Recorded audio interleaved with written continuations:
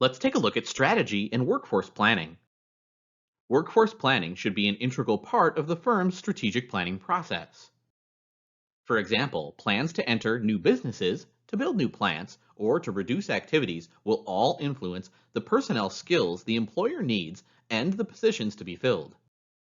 At the same time, decisions regarding how to fill these positions will require other HR plans, such as training and recruitment plans. Like any good plan, employment plans are built on forecasts, basic assumptions about the future. The manager will usually need three sets of employment forecasts. How many people with what skills will an organization need? Managers consider several factors. Most importantly, a firm's future staffing needs reflect demands for its products or services, adjusted for changes in its turnover rate and productivity, and for changes the firm plans to make in its strategic goals. Forecasting workforce demand therefore starts with estimating what the demand will be for your products and services. Short term, management should be concerned with daily, weekly, and seasonal forecasts. The basic process for forecasting personnel needs is to forecast revenues first, then estimate the size of staff required to support this sales volume. However, managers must also consider other factors. These include projected turnover, productivity changes, financial resources, and decisions to enter or leave a business. The basic tools for projecting personnel needs include trend analysis, ratio analysis, and a scatter plot. Trend analysis means studying variations in the firm's employment levels over the past several years. Trend analysis can provide an initial rough estimate of future staffing needs. However, employment levels rarely depend just on the passage of time. Another simple approach, ratio analysis, means making forecasts based on the historical ratio between some casual factor, like sales volume, and the number of employees required, such as numbers of salespeople. Like trend analysis, ratio analysis assumes that things like productivity remain about the same. If sales productivity were to rise or fall, the ratio of sales to salespeople would change. A scatter plot shows graphically how two variables, such as sales and your firm's staffing level, are related. If they are, then you can see the forecast of business activity well. You should also be able to estimate your personnel needs. Few historical trends, ratios, or relationships will continue unchanged into the future. Judgment is thus needed to adjust the forecast. The personnel demand forecast provides only half the staffing equation by answering the question, how many employees and what positions will we need? Next, the manager must forecast the supply or availability of inside and outside candidates. Most firms start with possible inside candidates. The main task here is determining which current employees are qualified or trainable for projected openings. Department managers or owners of smaller firms can use manual devices to track employee qualifications. For each current employee, list the person's skills, education, company-sponsored courses taken, career and development interests, language, desired assignments, and other relevant experiences. Personnel replacement charts are another option, particularly for the firm's top positions. They show the present performance and promotability for each person's potential replacement. As an alternate, with a position replacement card, you create a card for each person, showing possible replacements as well as their present performance, promotional potential, and training. The usual skills inventory process is for the employee, the supervisor, and human resource manager to enter information about the employee's background, experience, and skills via the system. Then, when a manager needs someone for a position, he or she uses keywords to describe the position's specifications in terms of education and skills. The computerized system then produces a list of qualified candidates. Employers also use mathematical processes known as Markov analysis or transition analysis to forecast availability of internal job candidates. Markov analysis involves creating a matrix of those available to fill the key position.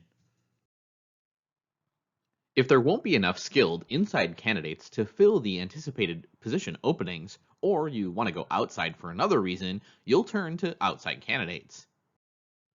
Forecasting workforce availability depends on the industry and the location.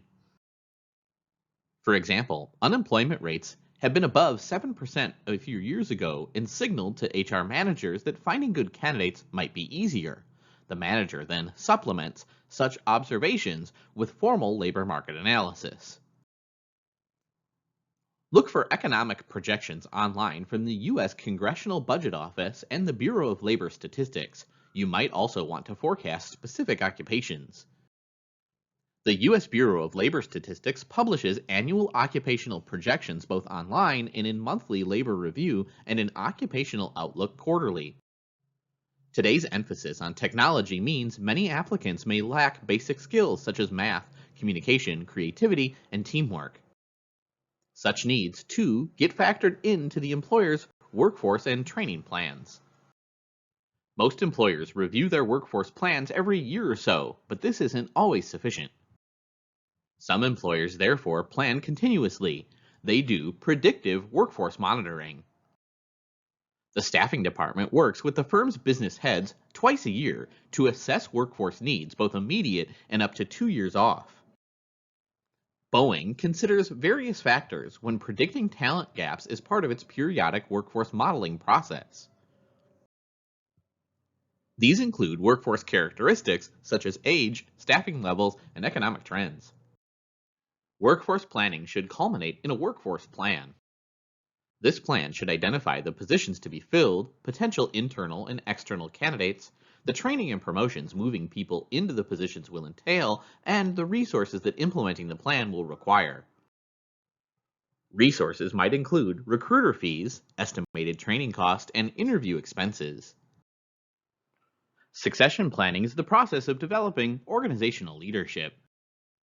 It entails 3 main steps: identifying key position needs, developing inside candidates, and assessing and choosing inside or outside candidates who will fill key positions.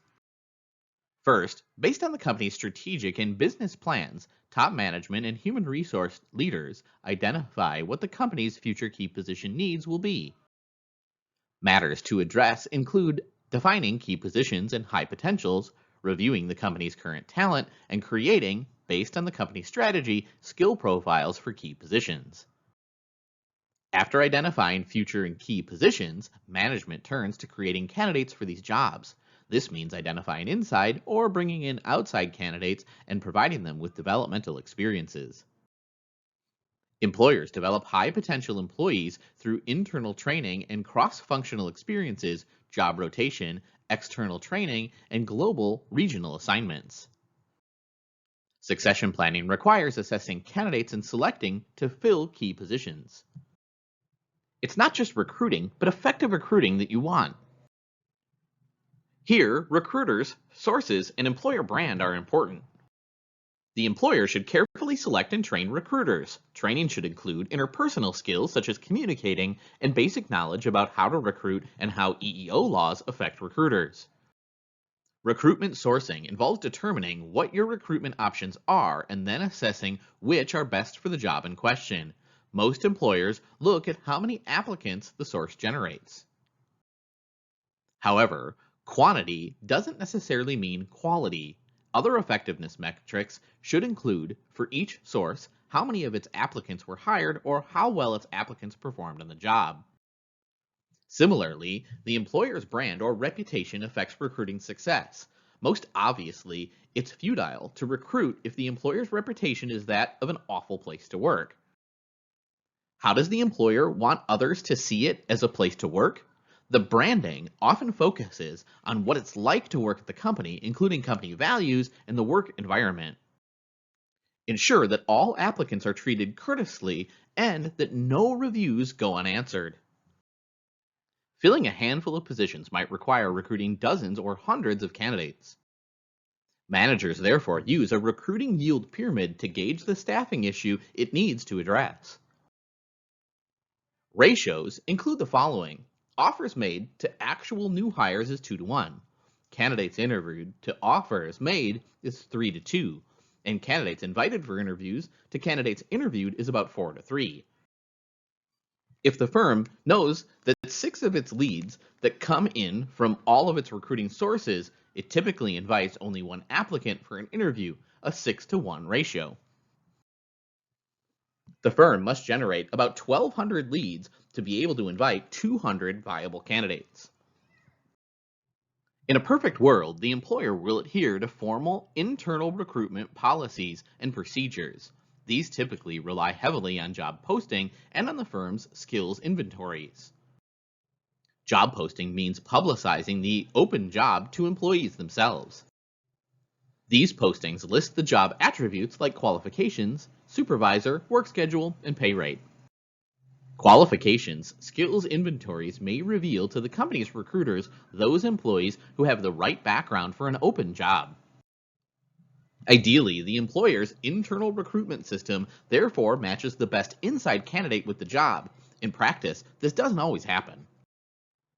For better or worse, internal politics and having the right connections may well lead to placements that seem and may indeed be unfair and suboptimal.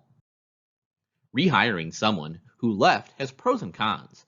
Former employees are known quantities and are already familiar with how you do things.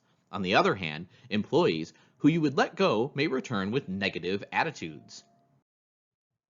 Inquire before rehiring about what they did during the layoff and how they feel about returning. Many employers encourage internal recruiting. When IBM shifted from supplying mostly hardware to consulting, it assessed its skill gaps and instituted workforce plans to train current employees for new jobs. This fostered employee engagement.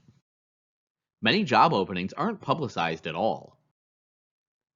The author of Unlock the Hidden Job Market estimates that perhaps half of all positions are filled without formal recruiting. Similarly, one survey found that 28% of those surveyed found their most recent job through word of mouth.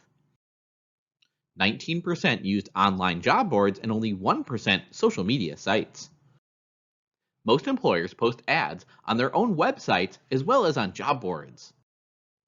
By using Indeed's smartphone app, job hunters can search for jobs by keyword, read job descriptions and salaries, save jobs in a list of favorites, email job links, search for jobs nearby, and often directly apply for a job. When a job seeker types a specific job search term into Google's search box, its search algorithms unearth relevant listings from both employers and job listing services like LinkedIn and CareerBuilder. Employers use various methods to facilitate online recruiting. Some employers simply scan through job boards' resume listings. The .jobs domain gives job seekers a one-click conduit for finding jobs at employers who register with www.employername.job.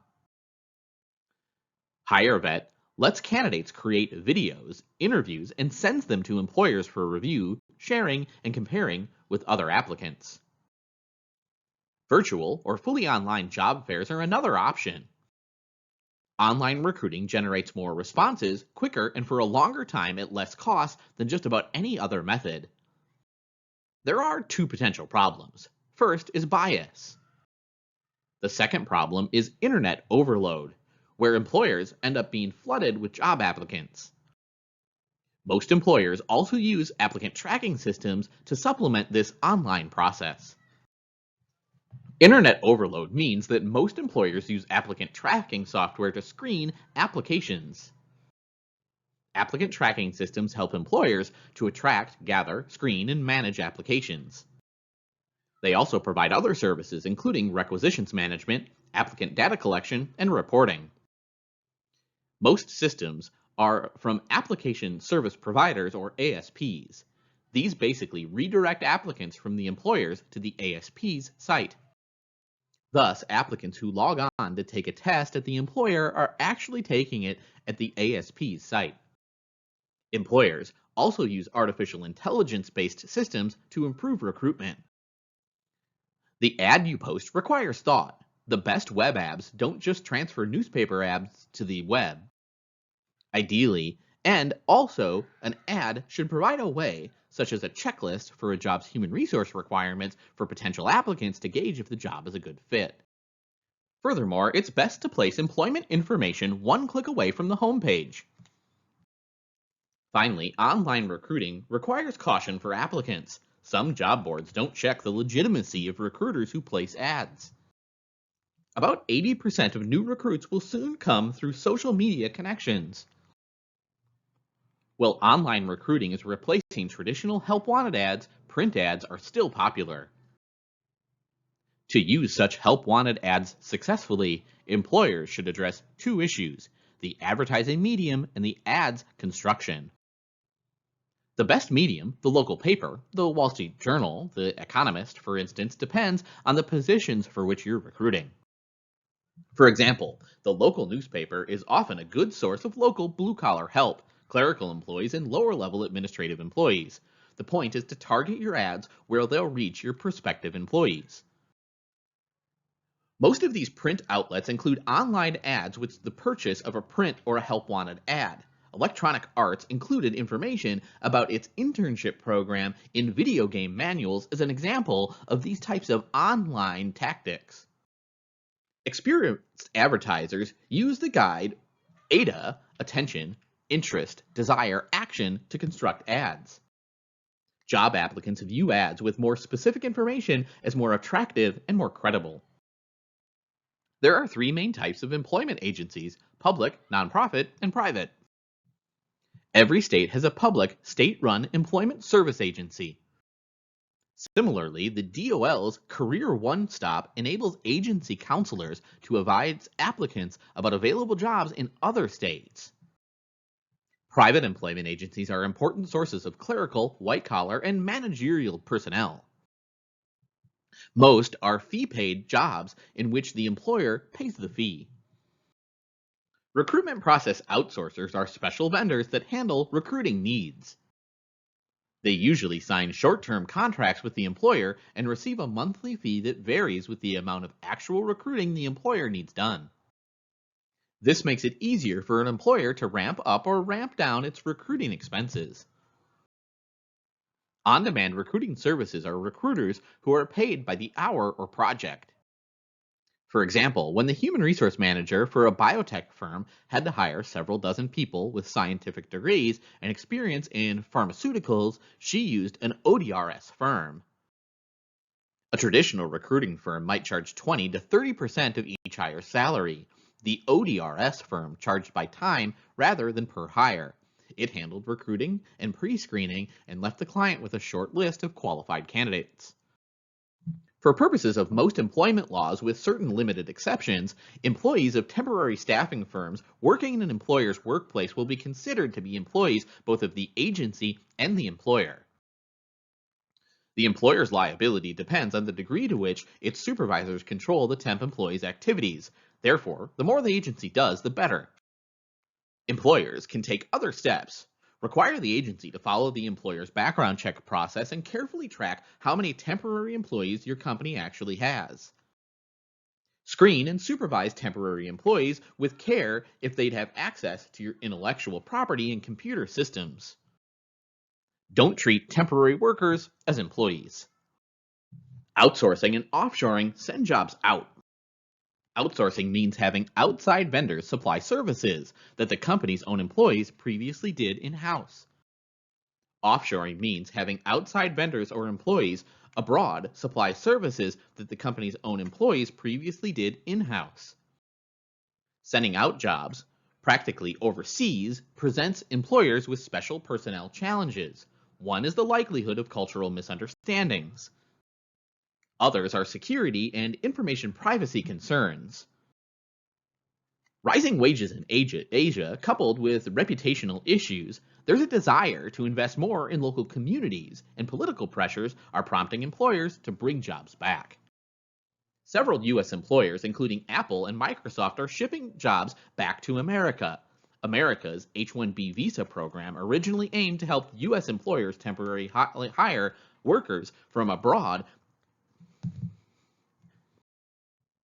Employers bringing in foreign workers has led some to argue that the program is misused. Executive recruiters seek out top management talent for their clients. The percentage of your firm's positions filled by these services might be small. However, these jobs include key executive and technical positions. There are contingent and retained executive recruiters. They are paid regardless of whether the employer hires the executive through the search firm's efforts. Recruiter fees are around 15 to 25% of the executive's total first year of base pay. Not surprisingly, internet-based databases now dramatically speed up such searches. Recruiters bring a lot to the table. They have many contracts and are relatively adept at finding qualified candidates who aren't actively looking to change jobs. They can keep your firm's name confidential and can save top management time by building an applicant pool. The big issue is ensuring that the recruiter really understands your needs and then delivers properly vetted candidates. Some recruiters also may be more interested in persuading you to hire a candidate than in finding one who will really do the job well. More employers are bringing management recruiting in-house. Employee referral campaigns are a very important recruiting option. Here, the employer posts announcements of openings and requests for referrals on its website, bulletin boards, or wall boards. Current employees tend to provide accurate information about their referrals because they're putting their own reputation on the line. A SHRM survey found that of 586 employer respondents, 69% said employee referral programs are more cost-effective than other practices. If morale is low, address that prior to asking for referrals. In addition, remember that relying on referrals might be discriminatory where a workforce is already homogeneous.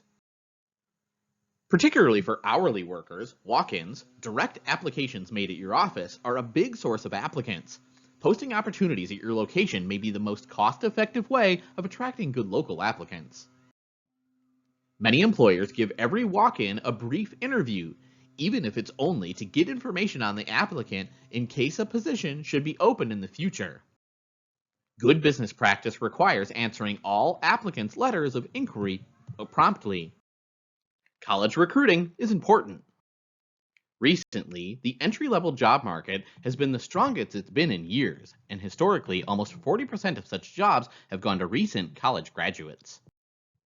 One problem is that such recruiting is expensive. Schedules must be set well in advance, company brochures printed, interviews records kept, and much time spent on campus. And recruiters are sometimes ineffective. Employers need to train recruiters in how to interview candidates and explain what the company has to offer, be personable, and put candidates at ease. The campus recruiter has two main goals: to determine if candidates are worthy for further consideration and to make the employer attractive to candidates. Building close ties with college career centers provides recruiters with useful feedback regarding things like labor market conditions and the effectiveness of one's online and offline recruiting ads. Employers should narrow the list of schools its recruiters visit, using criteria such as qualities of academic programs, numbers of students enrolled, curriculum, distance to campus, and so on. Employers generally invite good candidates for an on-site visit. Internships can be a win-win solution. Students can hone business skills, learn more about potential employers, and discover career likes.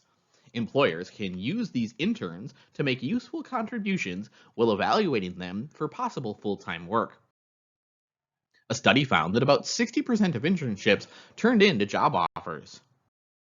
Returning and discharged military personnel provide an excellent source of recruits. Yet all too often they have trouble getting placed. To help remedy this, the federal government offers tax credits to employers who hire veterans, and many employers have special programs to recruit veterans. The military also has programs to facilitate soldiers finding jobs. Misconceptions about veterans are generally not valid. Employers still must make efforts to recruit women. Women still face headwinds in certain male-dominated occupations such as engineering. Women also fill fewer higher-level management posts and still earn only about 70% of what men earn for similar jobs. The most effective strategy in recruiting qualified women is top management driven. The overall aim is to show that the employer is somewhere women want to work, and the details of any such plan needn't be complicated. Emphasize the employer's mentoring program for moving women up. Offer real workplace flexibility. And not just flexible hours, but options of staying in a particular track even when working part-time. It's also important to ensure that there's policies that are friendly to gender issues.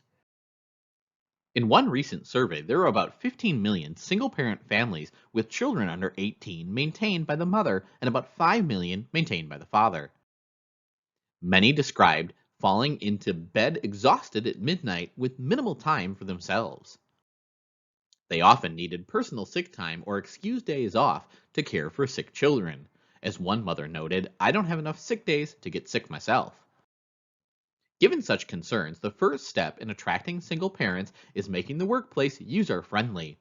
A supportive attitude on the supervisor's part can go far towards making single parents' home work-life balancing more bearable. Many firms have flex time programs that provide employees with scheduled flexibility, such as 1-hour windows at the beginning or ending of the day. Unfortunately for many single parents, this may not be enough. About 32% of Americans aged 65 to 69 were employed recently. It therefore makes sense for employers to encourage older workers to stay or to come to work at the company. The big draw is to provide opportunities for flexible and often shorter work schedules. At one company, workers over 65 can progressively shorten their work schedules. Another company uses mini shifts to accommodate those interested in working less than full time. Other suggestions include phased retirement that allow workers to ease out of the workforce, portable jobs for snowbirds who wish to live in warmer climates in the winter, or full benefits for part-time work. The most effective ads emphasize schedule flexibility and accentuate the firm's equal employment opportunity statement, not giving retirees options to transfer their knowledge. As always in recruiting, project the right image. Important prescriptions apply to recruiting minorities. First, understand the barriers that prevent minorities from applying. After recognizing impediments, turn to formulating plans for remedying them and for attracting and retaining minorities and women. Next, implement these plans. Some employers experience difficulty in assimilating people previously on welfare. Applicants sometimes lack the basic work skills such as reporting for work on time or working in teams. The key to welfare to work seems to be a pre-training program. Bias against disabled applicants may or may not be intentional, but surely occurs. In one study, researchers replied to accounting job openings by sending resumes and cover letters from fictitious candidates. All candidates were qualified, but some letters revealed a disability. The candidates with expressed disabilities were chosen by recruiters 26% less frequently for follow-up than those with no revealed disability. The research is quite persuasive regarding the fact that in terms of virtually all work criteria, employees with disabilities are capable workers. Employers in the United States and elsewhere have found that disabled employees provide an excellent and largely untapped source of competent, efficient labor for jobs wide-ranging. Employers can do several things to tap this huge potential workforce. The U.S. Department of Labor's Office of Disability Employment Policy offers several programs, including one that helps link disabled college undergraduates who are looking for summer internships with potential employers. All states have local agencies that provide placement services and other recruitment and training tools and information for employers seeking to hire the disabled. Employers also must use common sense.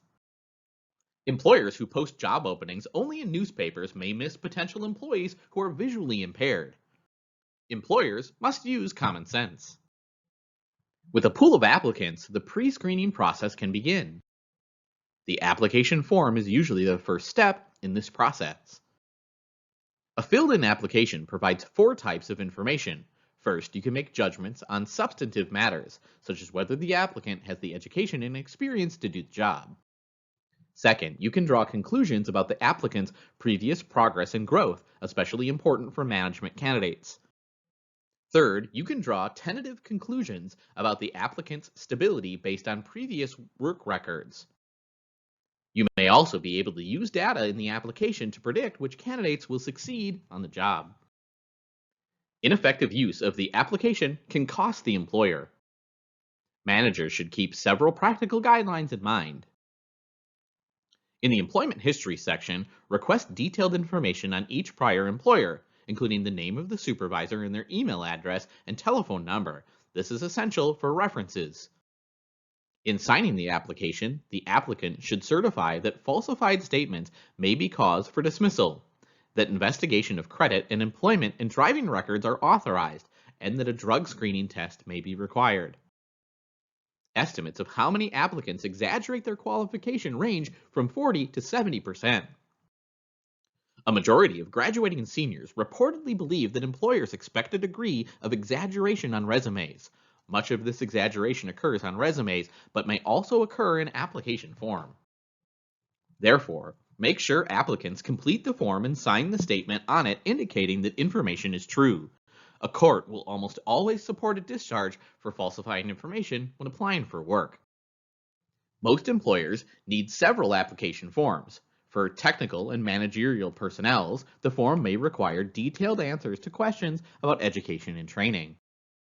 The form for hourly factory workers might focus on tools and equipment.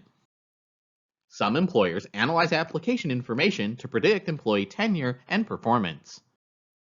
Examples of predictive biodata items might include quit a job without giving notice, graduated from college, and traveled considerably growing up.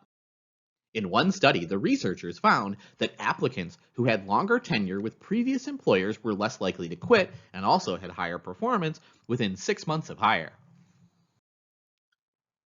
Choose biodata items with 3 things in mind. First, equal employment law limits the items you'll want to use.